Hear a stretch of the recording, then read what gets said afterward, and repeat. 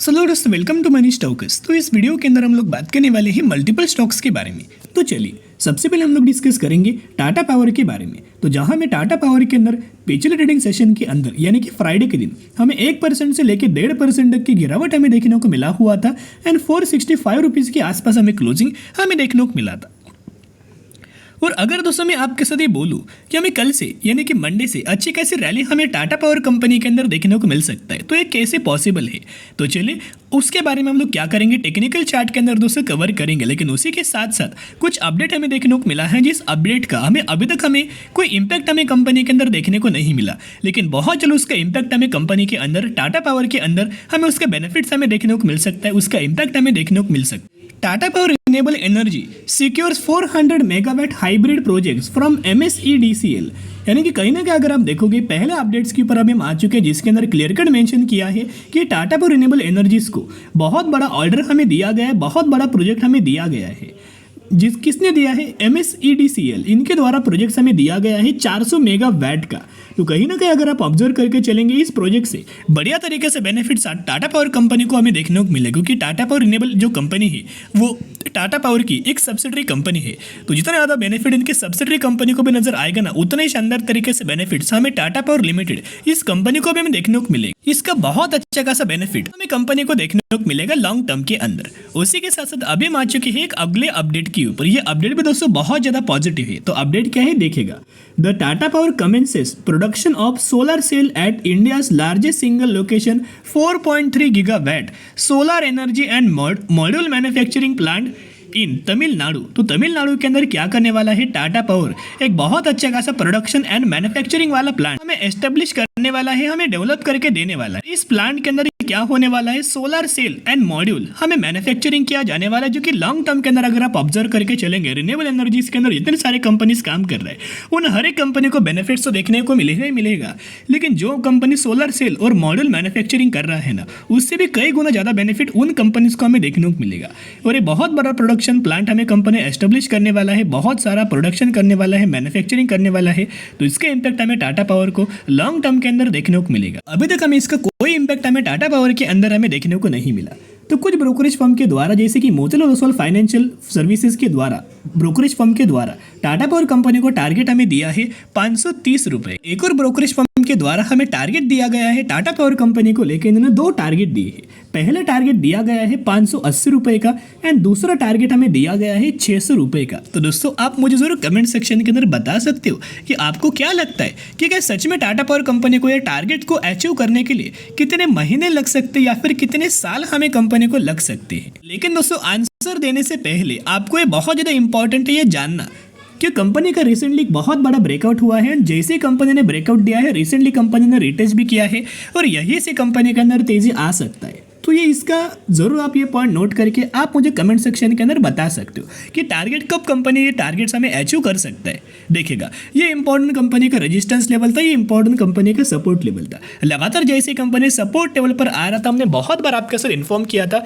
कि यही लेवल्स के अंदर हमें बाई करने का एक बहुत अच्छा खासा मौका है। एंड रिसेंट बेसिस के ऊपर अगर आप ऑब्जर्व करके चलेंगे तो जो टाटा पावर के द्वारा हमें ब्रेकआउट किया गया था, रिसेंटली कंपनी ने रिटेस्ट भी किया है और यही से अच्छी खासी रैली आ सकता है। और कल के दिन दोस्तों तेजी क्यों आ सकता है उसके पीछे का एक कारण है।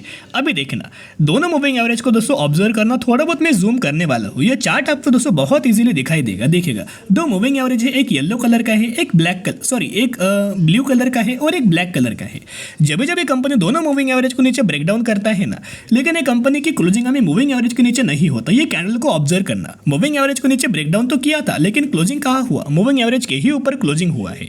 और उसके अगले दिन से क्या हुआ? अच्छी खासी कंपनी के अंदर तेजी आने लगा, रैली आने लगा। एंड रिसेंटली अगर आप ऑब्जर्व करके चलेंगे फाइनली कंपनी कहाँ ट्रेड कर रहा है? ये लेवल्स पर ट्रेड कर रहा है। दोनों मूविंग एवरेज के ही ऊपर कंपनी की क्लोजिंग हमें देखने को मिला हुआ था। अभी कल से एक अच्छी खासी रैली हमें टाटा पावर के अंदर देखने को मिल सकता है। तो कल के दिन एक लास्ट मौका है, इस प्राइस रेंज के आसपास कंपनी आपको बिल्कुल भी फ्यूचर में देखने को नहीं मिलेगा।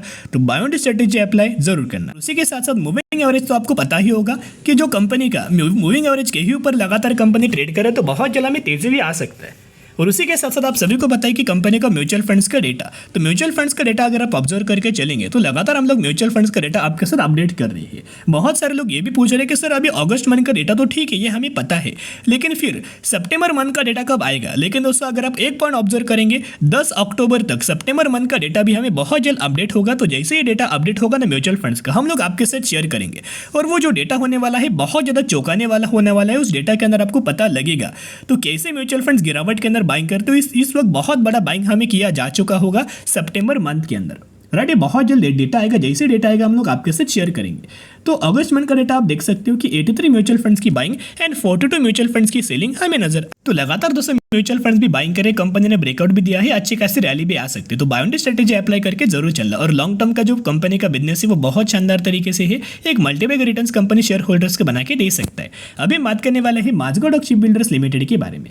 4080 रुपए के आसपास में माझगांव डॉक की क्लोजिंग हमें देखने को मिला है, यानी एक नए के बराबर कंपनी ने परफॉर्म किया। लेकिन लगातार अगर आप देख पा रहे हैं लो के ऊपर लो कंपनी क्रिएट करते हुए देखने को मिला है, लगातार कंपनी हमें गिरते हुए नजर आ रहा है। लेकिन दोस्तों यही गिरावट के अंदर बाइंग करने का एक बहुत अच्छा खासा मौका, क्योंकि पिछले 6 महीने का चार्ट अगर आप ऑब्जर्व करके चलेंगे तो अभी भी कंपनी 29% तक की गिरावट के अंदर हमें ट्रेड कर रहा है। एक पॉइंट नोट करना, यही गिरावट के अंदर दोस्तों आपको कंपनी को बाइंग करना है, लगातार आपको खरीदारी करना है। आपके पोर्टफोलियो के अंदर दोस्तों आपको यही समय बाइंग करना है, क्योंकि जो कंपनी गिरावट के अंदर मिलता है ना उसी समय उस कंपनी को हमें बाइंग कर लेना चाहिए। क्योंकि आपको पता होगा कि फंडामेंटली कंपनी बहुत ज़्यादा स्ट्रांग है, डिफेंस सेगमेंट से कंपनी बिलोंग करता है। जो डिफेंस सेक्टर होने वाला है वो बहुत ज़्यादा आने वाले सालों में एक मल्टीबैग रिटर्न्स आने वाले फ्यूचर में आपको बना के देगा, क्योंकि कंपनीज का फ्यूचर बहुत ज़्यादा ब्राइट हमें होने वाला है। सिर्फ माझगांव डॉक नहीं बल्कि एचएल की अगर बात करें तो ये भी कंपनी बहुत अच्छा है, फिर माझगांव डॉक भी बहुत अच्छा है, कोचिंग शिपयार्ड भी बहुत अच्छा है, और ग्रीन रिच की अगर बात करें तो वो भी कंपनी बहुत अच्छा है।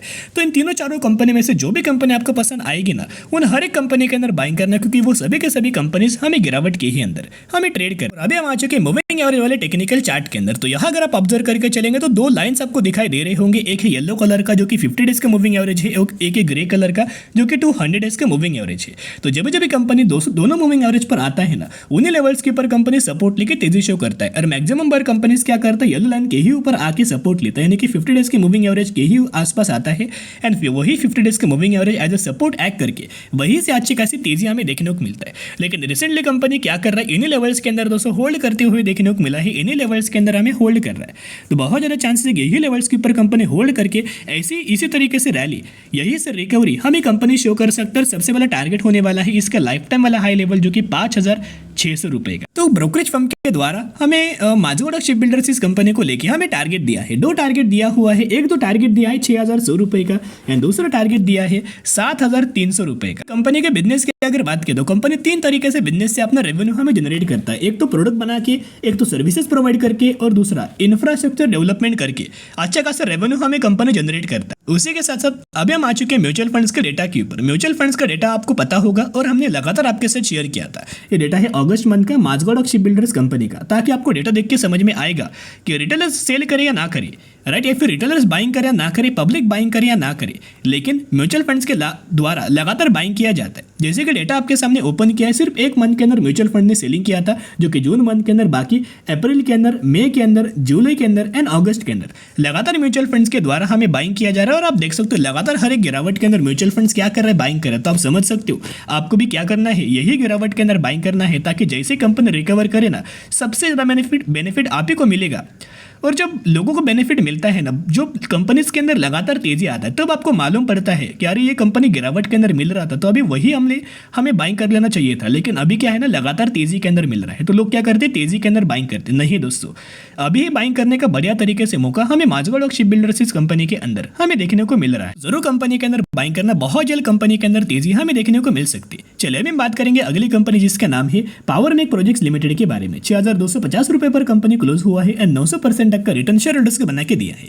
रिसेंटली कंपनी ने 1:1 रेशियो का बोनस का अनाउंसमेंट किया है। तो अगर आपके पास इस कंपनी के 1 शेयर होंगे तो हर एक शेयर के बदले ये कंपनी आपको एक बोनस शेयर देने वाला है। तो जरूर कंपनी के बारे में स्टडी एनालिसिस जरूर करना।